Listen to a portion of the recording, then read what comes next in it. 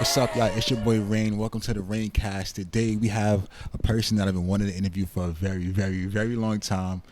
My guy Ty Saint. What's good, my G? How are you, broski? I appreciate you having me, man. I really do. For so long, you've been on this martial arts journey, right? Since middle school, to be honest. You've been doing this. When did you first, get introduced to martial arts, the whole world of that? So this was like a random karate school, like on Church Avenue. You know, there's like 4 different karate schools on Church Avenue, and then I ended up I so happened to walk into like the best one. This one right here. Yeah, and I started at 3 years old. 3 You years old. serious? 3 years old, and Wow. and we don't even at that time we didn't even take 3-year-olds. You know, so like my mom, she put me in martial arts because she said I couldn't sit still. I was always very hyper, and I did a lot of sports. You know, Yeah. I was always able to pick up things really, really easy, which helped me a lot. I'm really grateful that I came to this school. You know, I'm really grateful because there's a lot of things that people could have been doing, and karate has literally taken me all over the world. So professionally, right, the way how you fight is kind of you just strategic. Is that mindset important for what you do professionally when you compete? I like to think of myself as a very strategic fighter, or I'm very calculated. You know, most of the things that I do is it's the little things that make it look so good. You know, I'm very focused on the little things in my there's a saying, you know, it's not the person who does 1,000 kicks, you know, 1,000 different kicks one time. It's about the person who does the one kick 1,000 times. You know, I try to understand everything I do at a black belt level. You know, every single thing I do, even and it transfers over, you know, to life. You know, being able to run a business, you know, being able to do a YouTube channel or stuff like that. You know, just being able to keep that same mindset and be calculated about what you do, because you know, there's a lot of people that's trying to do the same thing that can't replicate what you do. That's true. And it may look the exact same, but they don't understand the ins and outs of whatever it is. You know, it takes a certain level of mastery of whatever you're trying to do. At 3 years old, your mother brought you into this school, right? Would you say throughout that journey up to now, it has taught you how to be, like you said, strategic? Is that a derivative of just practicing and training? That is a good question. Guidance is extremely important, you know, in anything you're trying to do. Just having somebody that you look up to, whether they know you or not. You know, you can just be looking at or following a path that is successful. You know, following a successful path will yield you results. And I have to give most of the credit to my instructor, Sensei Troy Binns. Without him, literally none of this is possible. You know, he was Also, this is his dojo. This is his dojo. His dad actually ran the business first, and then he ended up taking it over from his dad. Was fitness always important to you? In middle school, this nigga was ripped. I ain't gonna lie to you. I was always in great shape. My mom, I actually get most of my athleticism from my mom. You know, I think I get my build from my dad, but the combination of them two, it made me as athletic. I would say, going back to Shihan Troy, he kept me in shape. You know, he saw something in me, and then he kind of just kept me working. Okay. This was another thing that I was gonna bring up, and then that slipped my mind earlier. But there was times during middle school, most of the times where I wasn't even allowed to go hang out. Most of the times, yeah, I had to be at the karate school, you know, to train, but also just to make sure I was still doing what I needed to do to graduate, you know. And he's been like that throughout my whole life. You know, he's played a really huge role in keeping me in shape, keeping me competing, and just keeping me in line. Do you teach kids kickboxing, karate, and martial arts? I've been teaching since I was 11. See what I'm saying? Martial arts, I feel add some type of attribute to a person, and 11 years old is a young time to start teaching. Yeah. Because usually at 11 you're still learning, but teaching what you know already at 11 is fucking nuts, bro. I ain't gonna lie to you. That's amazing. So you started teaching at 11. What did you start out teaching?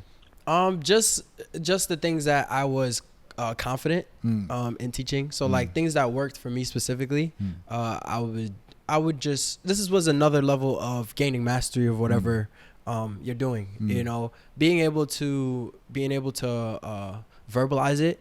Being able to verbalize it is huge because that means that you understand it at a different level. You know, if you can teach a little kid something like at a deep level and they can get it and do it perfectly, then you can teach anybody. People come to learn from me, young, old, all ages. Who was your toughest opponent? Top spot is gonna go to my instructor because he literally taught me everything that I know. So like usually the fights that we have in here, we fought at tournaments too. Together? Nah, like against each other. Wow. That's crazy, right? Yeah. We fought against each other. The person that taught you. That taught me. Yeah. Yeah, we fought. He beat me the first time, and I remember I was so mad about that. He beat me really bad. So like usually how it goes is if you get the first person to 7, or if you get 7 points before somebody gets another point, like a 7-point difference. What you do specifically is like kickboxing? It's a combination of the both. Because what I've seen on your Instagram page of you like roundhouse 360 kicking niggas in their shit, like it's a combination of the two. It's a combination of the two. It's more like a lighter version of it. Which kind of technique do you favor? Because I've seen you like kick niggas and like, you know, like reverse, all type of stuff. Like what kind do you prefer, like just being defensive, hitting, or kicking? I'm more of like a counter fighter. Like a counter fighter. So you reactive. Yeah. So like I like to, when I'm fighting, I like to make you feel. I like to make you feel inferior. You know, like I'll hit you. You can't do anything about it. But if you try to hit me, you're probably not gonna hit me either. And, you know, I like to make people feel small when I'm fighting them. But I prefer to punch people. But usually, what gets the views is me kicking people. Yeah, bro, I'm telling you, son. The stuff that I seen on your gram is like superhuman. Like, I appreciate it. The time where like, I don't know, you doing like that, and like he didn't know where you was at, and like the time where like you hit him and he got mad, the other opponent like he was only in your face, but you kept it calm. And the time, bro, you literally was like this, son. He's getting up on me. Yo, that would have hurt my soul, son. Like, I know the Michael Jackson spin. He his did his girl was homework. Like, he did his homework, yo. His girl was like,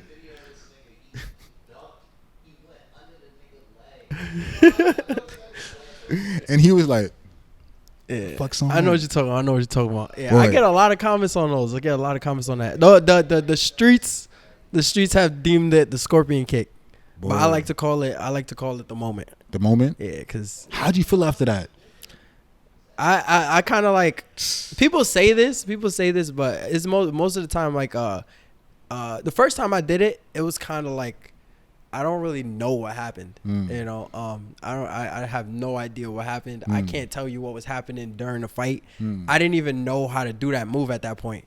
It was like it literally felt like I was in an anime. Like I swear, like y'all watch Dragon Ball Z? Y'all watch Dragon Ball Z? And Goku was telling Gohan the power comes in response to a need, not a desire. That's how I feel like. I feel like I was in like a flow state, and I don't remember anything that happened. I just remember I was going for the setup, and then I went under the dude's leg, and then I hit him clean on the heel. Like when I tell you his chin hit my heel, I knew. Like I knew for a fact. That shit had to hurt. Yeah, I knew for a fact. And had to hurt, bro. Oh, Sensei Robot is on. Oh nah, he coming for me. Parents, he coming for y'all. Oh my God. He's dead out of here. Come on, buddy. Come on, buddy. Sick. It's okay. Come on, buddy. I got some snacks for you. Yo. Oh! He bite? Nah, he good. You don't bite? Nah, leave him right there for the whole interview. My son be chilling right there, son. All right, how I turn him? I don't know. All right, there we go. Boom. All right, we got a special guest, Sensei Robot in the building. Sensei the Robot. So what is Sensei Robot like? So usually before the dojo opens, we just gotta clean the dojo, and usually he beat me to it. You know, he be already in here sweeping. You know, and he just came out charging. He was like, he sensed like the dojo was a little dirty. Yeah, it was time to clean. Snap. Yeah, Yeah, Wow. real one. We gotta be careful though. I make sure I gotta keep him because he can't robots. They getting scary, man. What is it like traveling around the world, competing and doing what you love? Honestly, it's a dream. I'm not gonna say it pays well, but being able to travel the world for free to do what you love is awesome, and especially being able to travel. Yeah. Some people have jobs where they can't really travel. No time off. Yeah, exactly. And because I'm here, it's very flexible. Mm. We're very family oriented. So we look out for each other, and we look out for the next generation. So when the next person that is doing big things from this dojo decides that they want to go travel, we welcome that. Go ahead, Travel to compete. go travel, Win some trophies. go win. Yo, you recently came from Guatemala, correct? Yep. How was that experience like? Just competing there and just visiting around the place.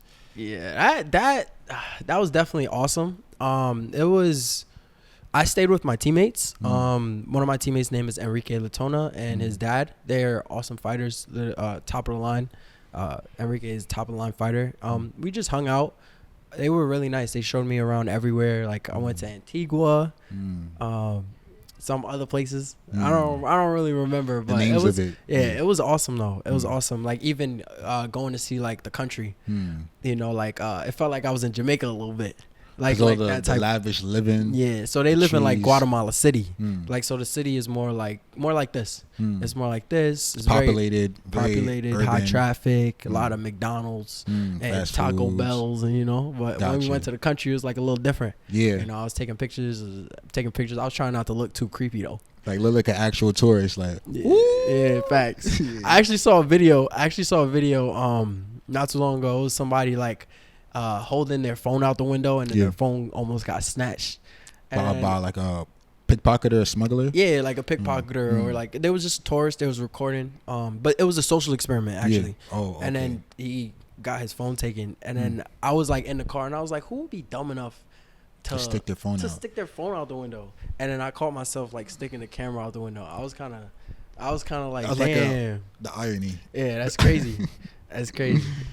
Yo, that's dope. So where you headed to next, though, for your next competition? So I'm going to be going to Mexico in probably a few days, 3 days, and I'll be back. I'm gonna teach a seminar. We also have a team fight with some of the best fighters, in the U.S. And we're it's some big event. We're getting pinned against other people Across the nation. Kind of Latin America. Oh, okay. in that regional area. Okay, I got you. But this is a question I kind of really was excited to ask. Is sometimes stories like this get juicy. Had you ever had to use your training in a real world situation? That's crazy. This is a question that I've never answered. Really? Yeah, this is a question I've never answered. Yeah. As a martial artist, you know how to keep yourself out of those situations. But I'm not gonna lie, I have thought about it. What would I do if I had to defend myself? First and foremost, honestly, bro, if they have a knife or a gun, bro, whatever you want, you could just have it. It's not that serious. It's not worth it. It's not worth it. You feel me? But if you try to rob me with your bare hands, you just must be stupid. You feel me? I've planned it. It's not gonna be quick. I don't want to go for no style, no nothing. I'll probably something stealthy. Yeah, I'll probably kick you in the nose, kick you in the nuts, poke you in the eye, something, chop you in the throat. It's gonna be real quick. There's no coming back from that. What you mean something light? Nah, it's gonna be real quick. Boom. I don't want to do the thing is people don't understand when you punch, you hurt yourself. You punch and you hurt your hand. If I let's say I'll be like this. If I have respect for you, if I have respect for you trying to rob me, then I'm gonna fight you. You feel me? But if you trying to rob me and you're threatening my life and you're a stranger. Yeah, I'm gonna just make it quick. Stealthy. Make it quick. You feel me? That'd be Take notes too, because that's all you really have to do, bro. Just kick somebody in the nuts. This is raps. What are you gonna do? What are you gonna do if I kick you in the nuts? Yeah, you're just going to the floor. I was saying that earlier to Rico, son. If What are you like, gonna do if I kick you in the nuts? if I came in, I'm petty like that. Yeah. Like, what are you gonna do if I kick you in the nuts? There's nothing that you can do. I'm gonna kick you mad hard too. I'm gonna kick you mad hard. Like, I'm gonna kick you so hard. Like, you actually don't. Yo.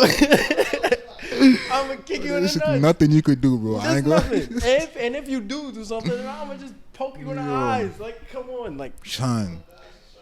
All right. Speaking of that, bro. you gonna run up on me and you gonna lose a sense. That's what you're gonna do. You're gonna lose a The sense. sense of fucking, bro. You're gonna lose a sense. Pussy sense gone, nigga. Son.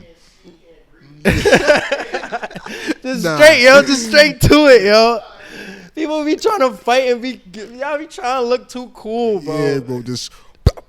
That's it. That's It's it, done. boy. God damn. What is your favorite type of kick?